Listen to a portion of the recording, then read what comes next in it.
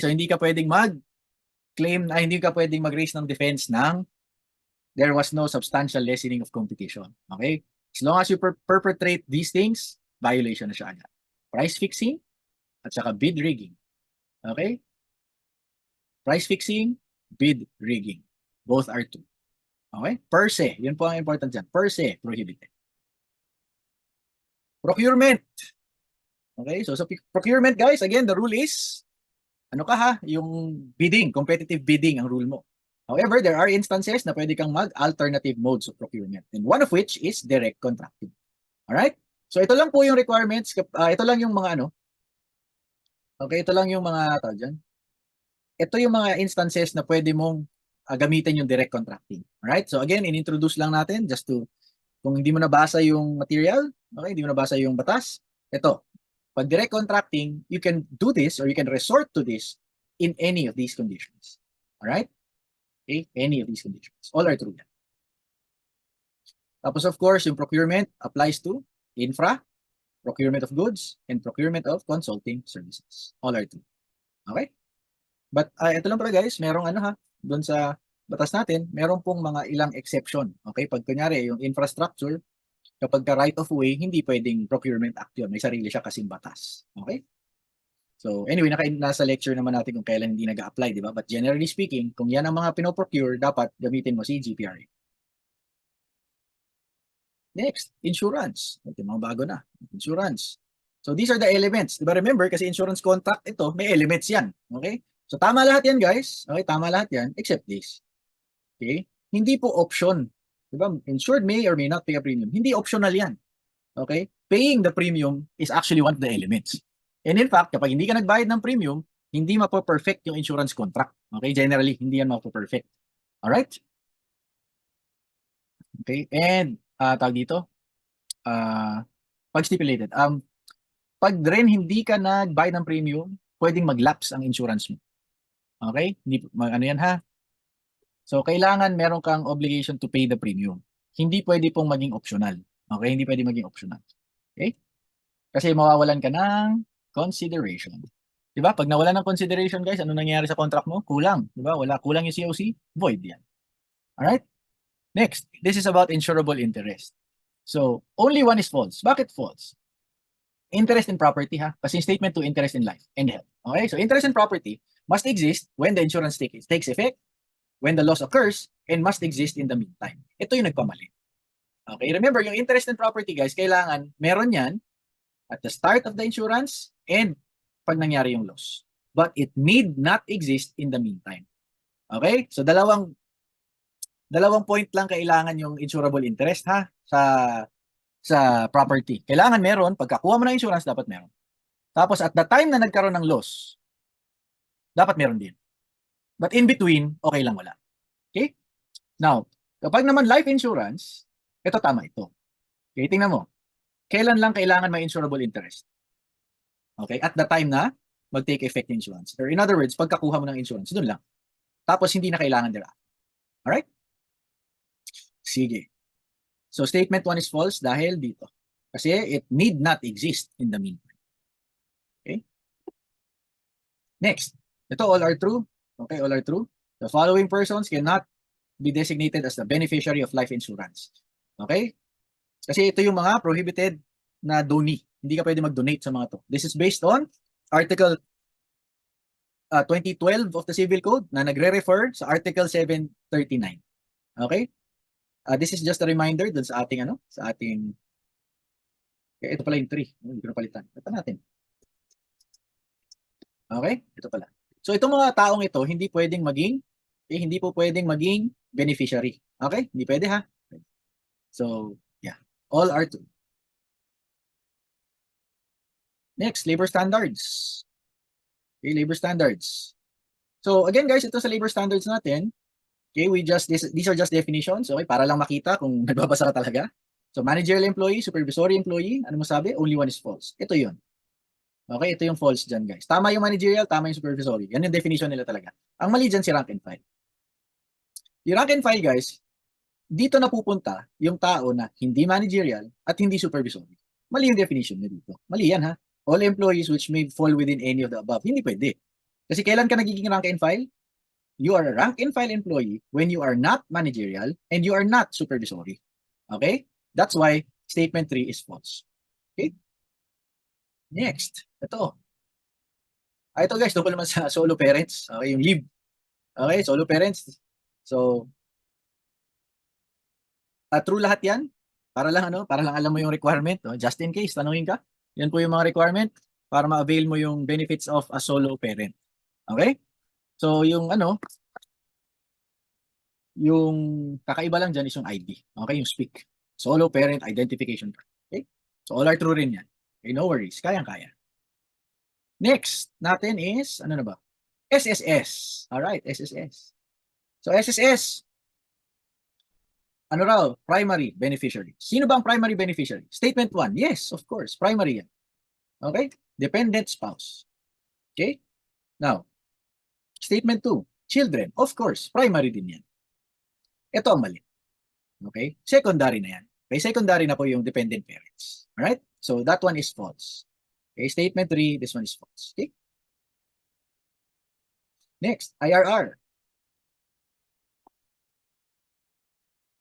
Ano sabi? Only one is true.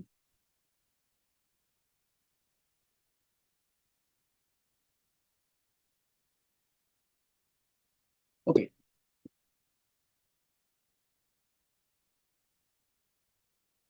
All right. So, yung ano natin guys, yung ating, ano ba tawag dyan? Ito. Okay, ito. So, itong statement 3, okay, yung statement 3 guys, false yan ha. Okay, false yan. Bakit? Okay? Kasi, okay, false ito dahil dito. Alright? Diyan yan ha. Dahil dyan. Okay? Dahil dyan. Kasi, remember, yung ano natin, yung, ano tawag dito? Yung soundness ng ating actuarial fund ay dapat mag-guarantee muna. Okay? Sabi dito kasi regardless. So wala silang pakialam doon sa fund. Hindi. Dapat ma-ensure mo. Okay? Dapat ma-ensure mo yan. Okay? Dapat ma-ensure mo na yung actuarial soundness ay nandun pa rin kapag nagbigay ka ng additional benefits. Bakit? Kasi inaalagaan natin yung mga nagpe-pension. Hindi natin pwedeng yung mga nagpe-pension at yung mga magpe-pension pa lang. Kasi hindi natin pwede ipawalang bahala yun. Kasi kapag kunyari ang nangyari, hindi mo in-ensure yung actuarial soundness ng fund, baka wala na tayong makuhang pension diyan. Okay? Now, so this one is false. Ano pa yung false diyan? Ito. Hindi po yan integral part. That is actually separate and distinct. Okay? So yung additional monthly allowance na yan guys is separate and distinct. Kaya po ito false. So ano nagpamali? Ito. Integral part. Tapos, itong regardless. Alright? So statement 1 saka statement 3, mali yan. Okay? Sige. So only one is true. Ano yung true? Ito lang. Next. Lapit na. Consumer. Okay?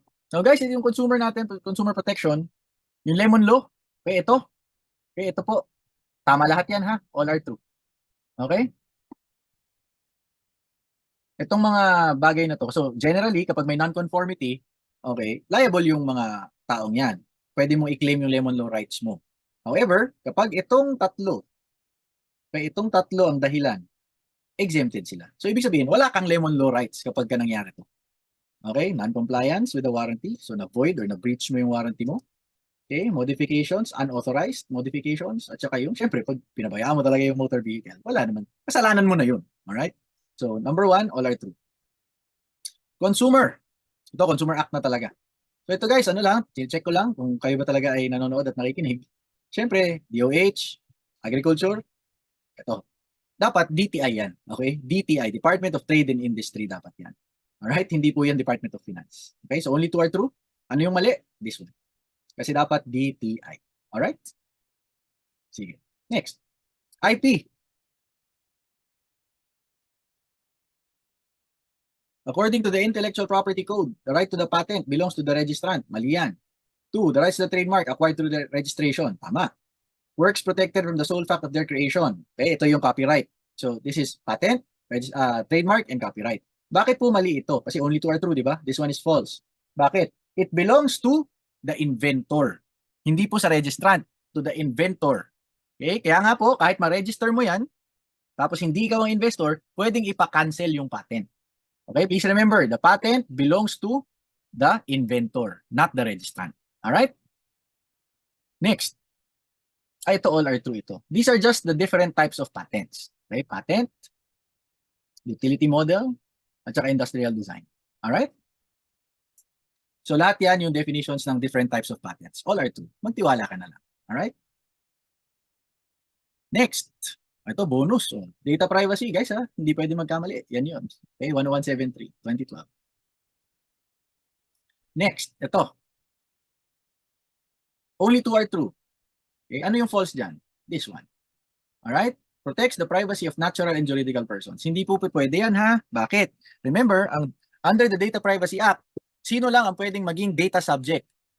Natural persons only. Alright? Ang nagiging relevant lang yung juridical kapag ang pinag-uusapan is yung PIC or yung PIP. Yung Personal Information Controller or yung Personal Information Processor. Doon lang pwedeng maging juridical person. Pero, yung privacy, yung pinoprotektahang privacy is only for natural persons. Kasi, under the law, only natural persons may become data subjects. Alright? So, only two are true, meaning ito is false. Itong statement 1, false yan. Okay, ito po. Okay, all are true naman to. Kulang, okay? Kasi bakit dalawa lang yung choices, pero dapat tatlo. Pero anyway, pareho yan totoo. Okay, so you have several rights as a data subject, but those rights cannot be invoked kapag itong dalawa ang pinag-uusapan. Okay? Again, you have several rights as a data subject, but pag yung dalawa ang pinag-uusapan, you cannot invoke them. Okay? Next. Electronic commerce.